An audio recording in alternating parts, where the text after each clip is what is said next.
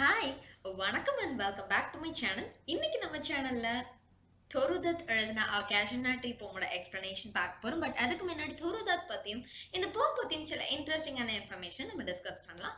தொருதத் வந்து 1856 to 1877ல வாழ்ந்திருக்காங்க. இவங்க ஒரு Indian poet, translator as well as an editor.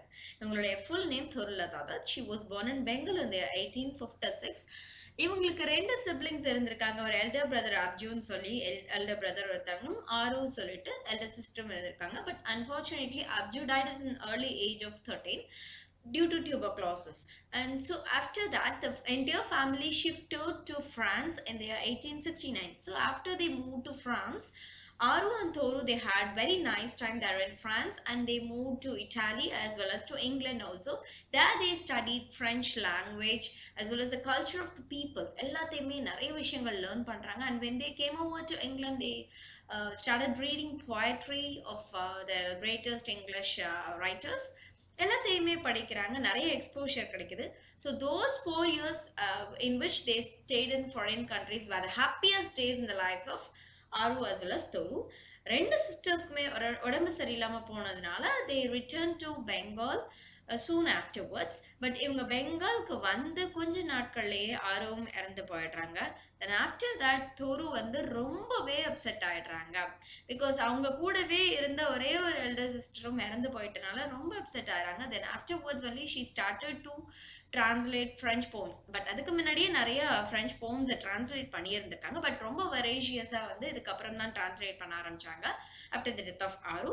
And moreover she started working as a translator in a Bengal magazine also. Then இவங்களை பத்தி இன்னொரு இன்ட்ரெஸ்டிங்கான விஷயம் சொல்லணும்னா she can be rightly called as a polyglot because she has learned 4 languages like Bengali, Sanskrit, French and English. Unfortunately, she also died at an early age of just 21 itself. இவங்களும் டியூபர்குலோசிஸால தான் இறந்து போயிட்டாங்க. இப்போ இவங்களை பத்தி போதுமான இன்ஃபர்மேஷன் பார்த்துட்டோம். இந்த போம் பத்தி சொல்லணும் அப்படின்னா our Casuarina tree, it was taken from Dutt's Ancient Ballads and Legends of Hindustan, which was published in the year 1882. இவங்களுக்கு ரொம்பவே பிடிச்சமான போயம் அப்படின்னா நம்ம Casuarina tree சொல்லலாம். And most remarkable poems of Thurudhat is Casuarina tree. இந்த போம்ல ரொம்ப நாஸ்டாலஜிக்கா feel பண்ணி reminiscent. She is just reminiscing the past memories which she has spent with her siblings. அதை பத்தி எழுதியிருக்காங்க. அந்த மரத்தடியில விளையாண்ட அந்த நினைவுகளை பத்தியும் அந்த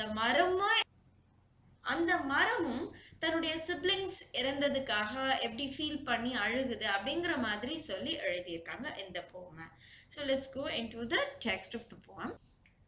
Like a huge python winding round and round the rugged trunk, indented deep with scars, up to its very summit near the stars, a creeper climbs, in whose embrace is bound no other tree could live.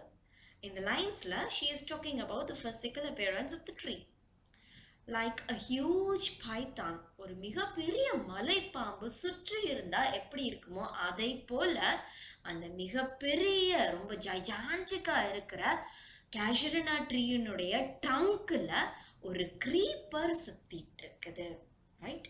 அந்த creeper சுத்திட்டு இருக்கிறதுனால அதுல அப்படியே scars விழுந்திருக்குது அந்த ட்ரங்க்ல up to its very summit.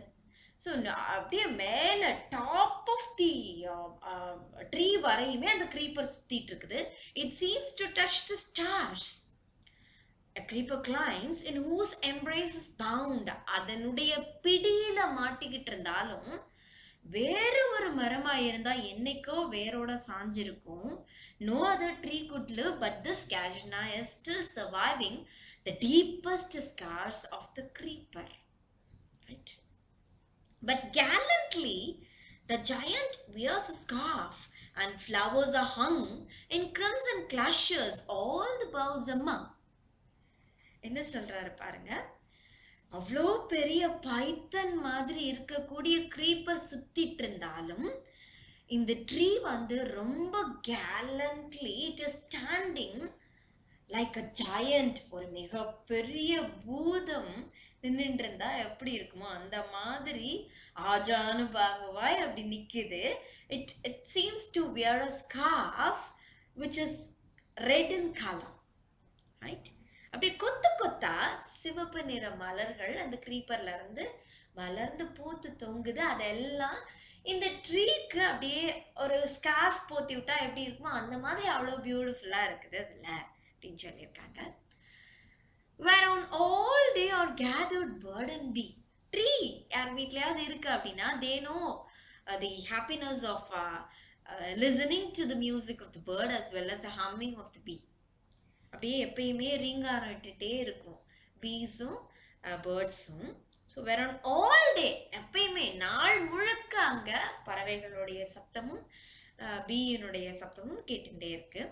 And often nights the garden overflows. அப்பப்போ இரவு நேரங்கள்ல the garden overflows with one sweet song of a bird, of a duckling. Ducklingனா ஒரு bird, ஒரு இரவு நேர பறவை. அது almost all night it seems to sing all night. இரவு முழுக்க பாடிட்டே இருக்குது. while the men are sleeping without any stop, the bird keeps on singing melodious song அப்படின்னு சொல்லியிருக்காங்க. I hope you could have understood. Let's move on to the next stanza. When first my casement is wide open thrown, at dawn my eyes delighted on its rest. Sometimes in most in winter, on its crest a grey baboon sits statue-like alone, watching the sunrise. காலையில் எழுந்த உடனேவே இந்த point என்ன பண்றாங்க, she is just throwing her window wide open. இந்த விண்டோவை திறந்து அந்த ட்ரீயை பார்க்கறதே அவங்களுக்கு அவ்வளோ ஹாப்பினஸ் கொடுக்குது. When first my casement is wide open thrown. காலையில் எழுந்த உடனேவே விண்டோ ஓப்பன் பண்ணதுமே அவங்க பார்க்குற முதல் விஷயம் இந்த கேஷுனா ட்ரீ தான். My eyes delighted on its rest. அந்த மரம் அங்க இருக்கிறது பார்க்கறதுக்கே அவங்களுக்கு அவ்வளவு சந்தோஷமா இருக்கு மார்னிங் டைம்ல. Sometimes சில நேரங்கள்ல and most in winter, விண்டர்ல எப்பொழுதுமே on its crest a grey baboon sits statue like. அந்த ட்ரீல ஒரு பாபூன்னா மங்கி, அது அப்படியே ஒரு சிலை போல உட்கார்ந்து இருக்குது. sitting alone watching the sunrise. காலையில அப்படியே சன்ரைஸ் ஆகிறது பார்க்கறதுக்காண்டியே அங்க ஒரு மங்கி உட்கார்ந்துட்டு இருக்க மாதிரி இருக்கு. especially during winter season. While on the lower boughs his puny offsprings leap about and play. While the baboon is watching the sunrise, his offsprings, அதனுடைய குழந்தைகள் எல்லாம் குட்டிகள் எல்லாம் என்ன பண்ணுதுங்களா, கிளைகள்ல ஒரு கிளையில இருந்து இன்னொரு கிளைக்கு தாவி தாவி குதிச்சு விளையாண்டுட்டு இருக்குதுங்க. And far and near kokilas hail the day. Far and near, kokilas means குயில் கூவுதான். பக்கத்துலயும் தூரத்துலயும் குயில் கூற சத்தம் கேக்குதான். They hail the day, they welcome the day. நம்ம அந்த பக்கத்து far and near எதை மீன் பண்ணுதுன்னு I hope you can understand. ஒரு இடத்துல ஒரு குயில் கூவுது அப்படின்னா தூரத்துல இருந்து இன்னொரு குயிலினுடைய சத்தம் கேட்கும், பாட்டும் பாட்டும் வர மாதிரி இருக்கும். ஸோ அவங்களுக்குள்ள பேசிக்கிற லாங்குவேஜ் இல்லையா. ஸோ அதுதான் far and near kokilas hail the day. And to their pastures went our sleepy cows. காலையில் எழுந்துட்டு அப்படியே லேசியா கவ் எல்லாம் அந்த பாஸ்டர்ஸ் புல்வெளியை நோக்கி நடக்குதுங்க. And in the shadow on the broad tank cast by that whole tree, so beautiful and vast, the water lilies spring like snow and mast. அந்த ட்ரீனுடைய நிழல்ல பக்கத்திலேயே ஒரு டேங்க் இருக்குது, ஒரு பாண்ட் இருக்குது. அந்த பாண்ட் நிறைய முழுக்கவுமே வாட்டர் லில்லிஸ் பூத்திருக்குது. அதை பார்க்கறதுக்கு எப்படி இருக்குதான், பனி படர்ந்திருக்கிற மாதிரி இருக்குதான். அப்படியே வெண் பனி படர்ந்திருந்தா எவ்வளவு அழகா இருக்குமோ அந்த அளவுக்கு அழகா இருக்குதான். அந்த மரத்தினுடைய நிழல்ல அந்த டேங்கும் அழகா தெரியுது, அதுல இருக்க வாட்டர் லில்லிஸும் ரொம்பவே அழகா தெரியுதுன்னு சொல்லியிருக்காங்க. Next, but not because of its magnificence, dearest cashew nut to my soul. இந்த cashew nut tree வந்து ரொம்ப ஹியூஜா மேக்னிஃபிஷன்டா ஜைஜாண்டிக்கா இருக்கிறனால மட்டும் அது எனக்கு பிடிக்கும்னு சொல்லிட முடியாது. Beneath it we have played though years may roll. O sweet companions, love with love intense, for your sakes shall the tree be ever dear. So மேல வந்து என்ன கொடுத்திருந்தாங்க first two linesல, but not because of its magnificence, அதனுடைய தோற்றத்தினால எனக்கு அது வந்து ரொம்ப close to my heart ன்னு மட்டும் சொல்லிட முடியாது. Beneath it we have played, அந்த மரத்தின் அடியில் நாங்கெல்லாம் விளையாண்டிருக்கோம். இங்க நாங்க அப்படிங்கிறது யாரை குறிக்கிறது? சிப்லிங்ஸை குறிக்கிறது.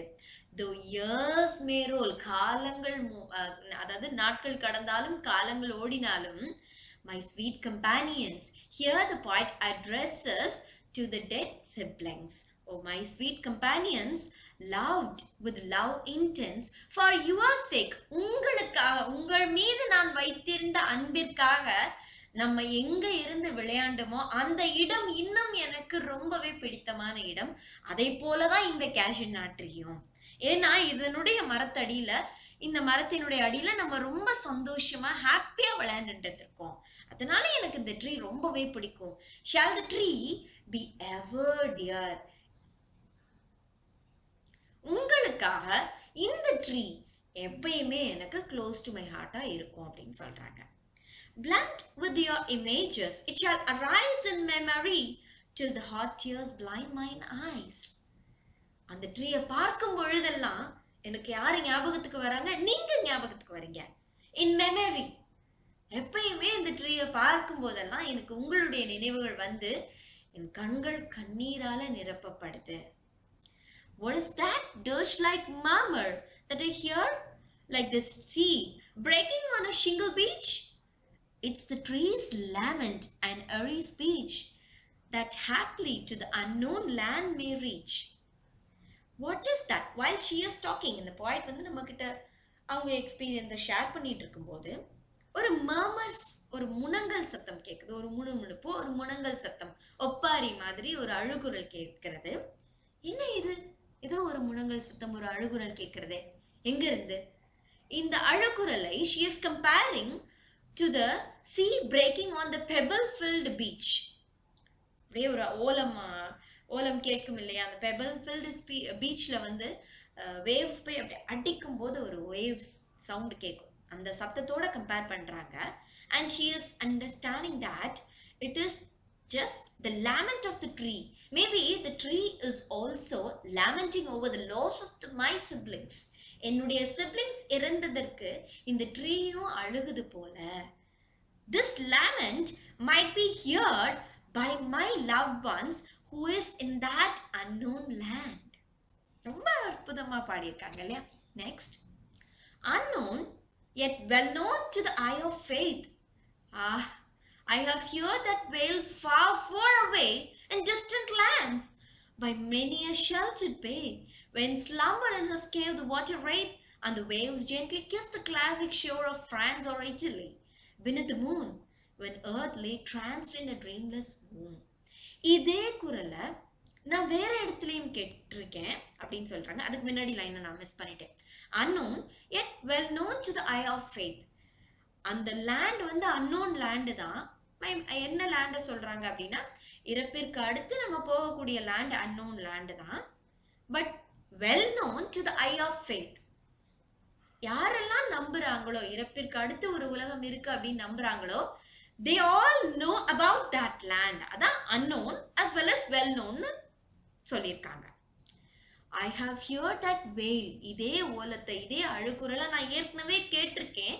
இங்க இல்ல, far far away, ரொம்ப தூர தேசத்துல நான் இருக்கும்போது, distant lands, நிறைய இடங்களுக்கு அவங்க போயிருக்காங்க இல்லையா? இங்கிலாந்து, இட்டாலி, பிரான்ஸ், அந்த மாதிரி இடத்துல சீஷோர்ல அவங்க நின்றுட்டு இருந்திருக்கும் போது இந்த ஓலத்தை அவங்க கேட்டிருக்கிறதா இவங்க சொல்றாங்க.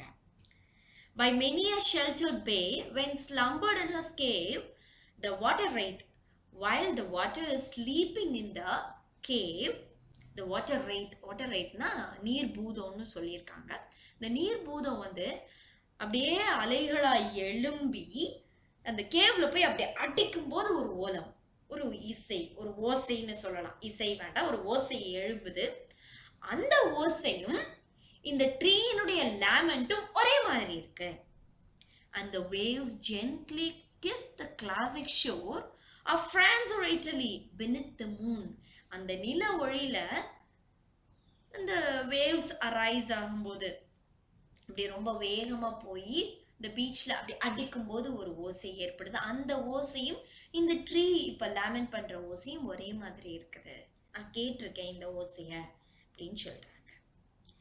And every time the music rose before my inner vision rose a form sublime. Thy form, O tree, as in my happy prime, I saw thee in my own love native clime.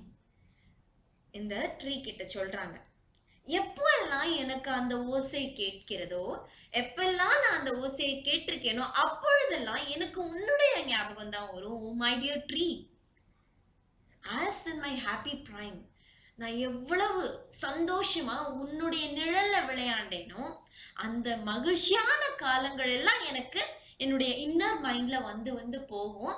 அந்த சத்தத்தை நான் கேட்கும் போது I saw thee in my own love native clime. native clime na native land. ஏதோ என்னுடைய சொந்த நாட்டுல என்னுடைய சொந்த ரீஜன்ல நான் உன்னை அப்படி நேருக்கு நேர பார்க்கும்போது கிடைக்கிற ஒரு சந்தோஷம் அங்க பிரான்ஸ்லயோ இட்டாலியிலயோ இருக்கும்போது அந்த சீஷோர்ல இருந்து வரக்கூடிய அந்த சத்தத்தை கேட்கும்போது எனக்கு அப்படி தோணும். உன்னுடைய ஃபிகர் வந்து என்னுடைய இன்னர் விஷன்ல வரும் அப்படின்னு சொல்றாங்க. Right, next. Therefore, I fain would consecrate a lay unto thy honor, tree, beloved of those who now in blessed sleep for aye repose.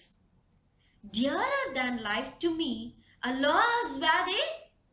So therefore, I fain would consecrate a lay.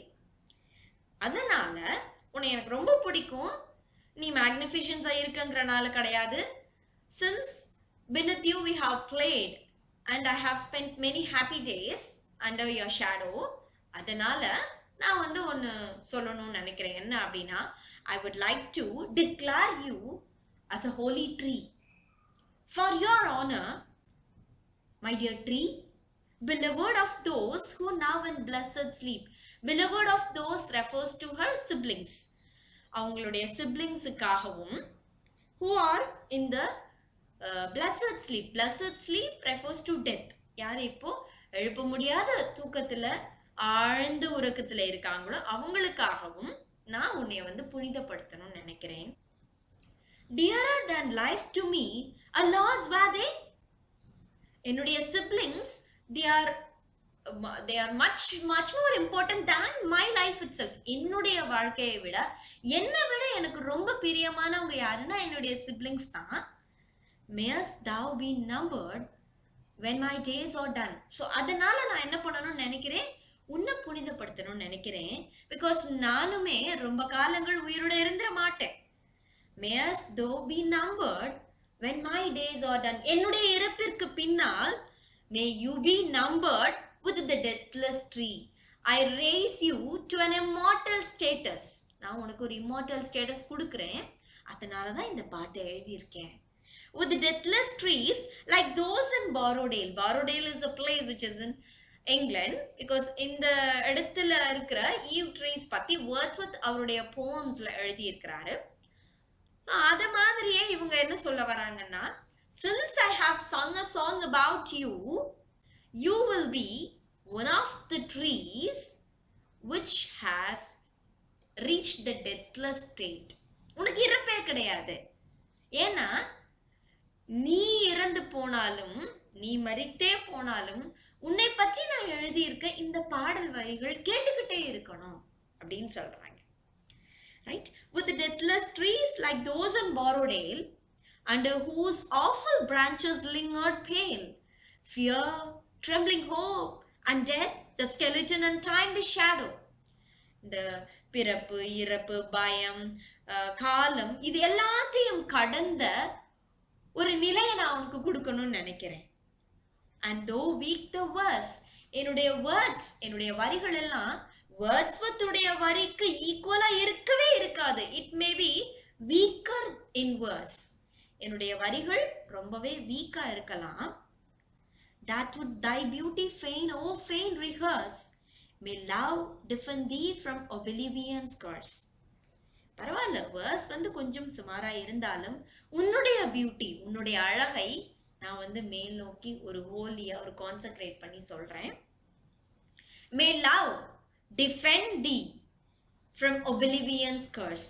May the love I have for you, may the love I have for my siblings will be with you always, and it will protect you from the oblivion's curse. Oblivion அப்படின்னா மறந்து போற நிலை, forgetfulness. யாருமே உன்னைய மறக்கவே மாட்டாங்க. அழியா நிலை, மறவா நிலையை நான் உனக்கு கொடுக்குறேன் அப்படின்னு சொல்றாங்க. May the love I have for my siblings and the love I have for you will protect you from people forgetting you. அப்படின்னு சொல்லி ரொம்பவே அழகா இந்த போமை கன்க்ளூட் பண்ணியிருக்காங்க. ஸோ துருதத் அவங்களுடைய சிப்ளிங்ஸ் கூட ரொம்ப க்ளோஸா இருந்தனால இந்த போமை அவ்வளோ ரசிச்சு எழுதியிருக்காங்க. இந்த போமோட எக்ஸ்பிளனேஷன் உங்களுக்கு புரிஞ்சது, பிடிச்சதுன்னா லைக் பண்ணுங்க, காமெண்ட் பண்ணுங்க, ஃப்ரெண்ட்ஸ்க்கும் ஷேர் பண்ணுங்க. இதே மாதிரி இன்னொரு இன்ட்ரெஸ்டிங் அண்ட் யூஸ்ஃபுல்லான வீடியோட நான் உங்களை மீட் பண்றேன். Until then, it's bye from Kanya Manohar. See you. Bye bye.